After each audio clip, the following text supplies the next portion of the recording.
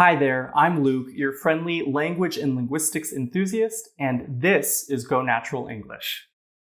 This is part 2 of our 3-part series talking about North American English R. If you haven't watched part 1 yet, which talks about at the ends of words and syllables, then definitely go there first and then come back here, because a lot of what I'm going to talk about today has some of the basis from that video, and I think it will help you a lot in being able to progress through these videos. Also, stay tuned for our 3rd and final part where we talk about some of the more advanced R and L pronunciations. That's the video where we're going to put all of what we talked about in these videos together and give you plenty of examples and practice to pronounce even the hardest words that have R and L in them. So definitely stay tuned for that in the near future. Watch throughout this video because we'll be going step by step through how to make R at the beginnings of words and syllables, and some of the slight differences in how we can make them more successfully. As always, if you like these videos, be sure to give them a thumbs up because that helps us keep this community growing and going. In part 1, we discussed that R is actually a pretty weird sound. In some languages, it's pronounced in the front of the mouth, like a tap, like r. In some languages, it's pronounced in the back of the mouth, more like a h. And in English, it's a bit different from all of those. What all of those languages have in common is that it's a bit more like a consonant, whereas in English, believe it or not, I like to think of it as a vowel that's colored by the R.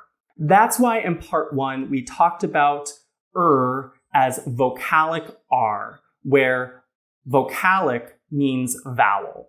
In this video, we're going to talk about R at the beginnings of words and syllables. And this is sometimes referred to as pre-vocalic R. Pre-vocalic meaning before the vowel. And we're going to go through why this is a bit different, but how we can use the principles from that vocalic to help us pronounce this pre-vocalic r. This pre-vocalic r is often found at the beginnings of words and syllables in words like red and rose. It can also be found when one or more consonants comes before it, such as words like from, tree, and strong. If you look in the pronunciation guide part of the dictionary, you'll often see this pre-vocalic r written like this. On the other hand, you'll often find the vocalic that comes at the ends of words and syllables written like one of these two symbols. The difference between these two symbols is not all that important for the purpose of this video. I just wanted to point it out in case you look in a dictionary and aren't sure what that means. All it means is that you should treat it as the sound that we discussed in part 1. It's for that reason, for simplicity's sake, I will just use this symbol throughout.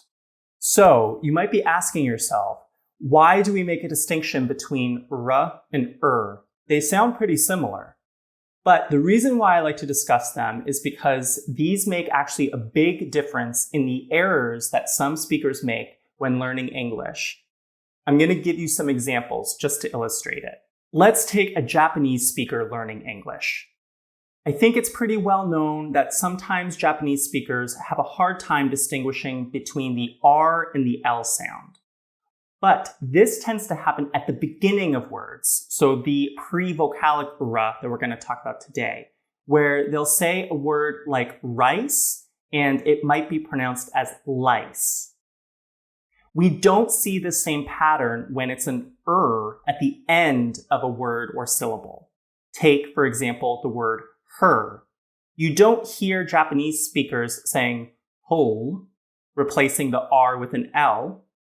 So it's because of this that I like to distinguish these two sounds, because you may or may not notice that the errors that you make with these sounds can be different depending on what language you speak.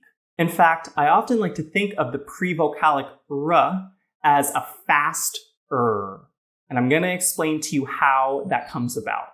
Let me start off by saying a word that begins with a pre-vocalic r slowly, and notice what happens when I do it slowly. Let's do the word red. Red. Red. Do you notice how it's almost like it begins with an like you would hear in her?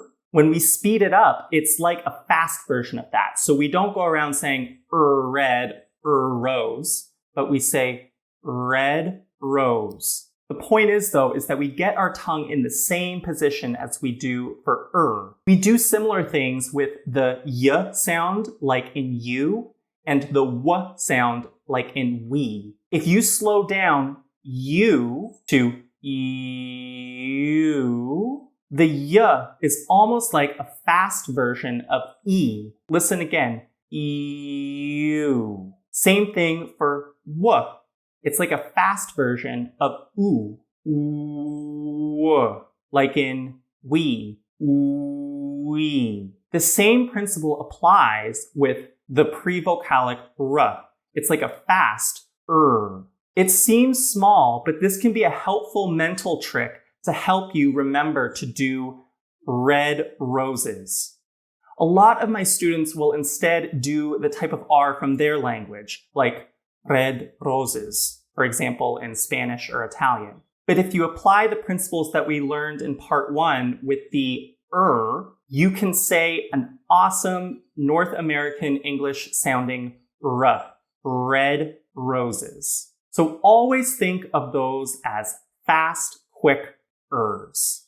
Let's use this slow down, speed up method to do some more words that have this pre-vocalic r. Step number 1, say the whole word that you want to say that begins with this pre-vocalic r, but slowly throughout. So for red, rice, and read, try red, rice, read. Hear how that r sounds more like an at this point. Now let's move on to step number 2, where you apply just the slowing down for your target r. Red, red, rice, read. And then finally, for step number 3, see if you can slowly speed it up. Red, red, red, rice, rice, rice, read, read, read. You can even do this for words that have another consonant before it, like free and strong.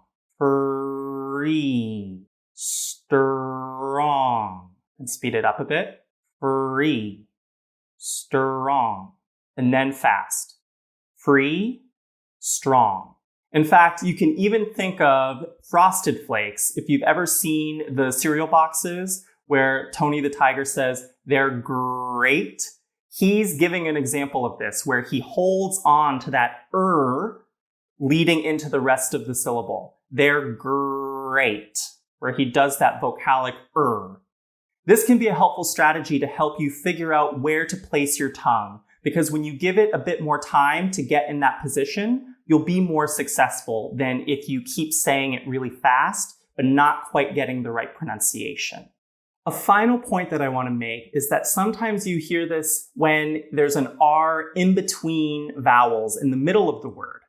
So this strategy of slowing it down, then speeding it up, can help for those words as well. Let's take words like during and current.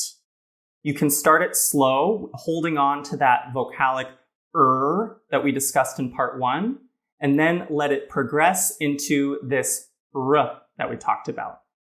During, current, and then say it a bit faster. During, current. All right, everyone, that is our part 2 of how to make the English R sound. I hope you found this information helpful and that you're continuing to improve your pronunciation of this tricky but super important sound in English. I have no doubt that with continued practice that you guys will rock it. As I mentioned in the beginning of the video, there is one more video coming out soon that's going to tie all of this information together that we've been discussing and applying it to some of the more difficult words that my students come to me with that have R and actually even some L sounds. So we're going to talk about some of the advanced R and L sounds in our third and final part of this series. So do stay tuned for that. For further practice, I would like you to write 3 words that start with this pre-vocalic R that we discussed and provide some examples for other students to practice. This way, we can build a huge catalog of words for all of us to practice that are working on this pre-vocalic R. If you like what we're doing on this channel, do feel free to sign up for our Go Natural English tips, where we send you a bunch of tips related to improving your English fluency for free. It takes 2 seconds and it's super easy. If you'd like to continue learning, I highly recommend you check out this video up here, and I hope to see you guys again soon. Bye!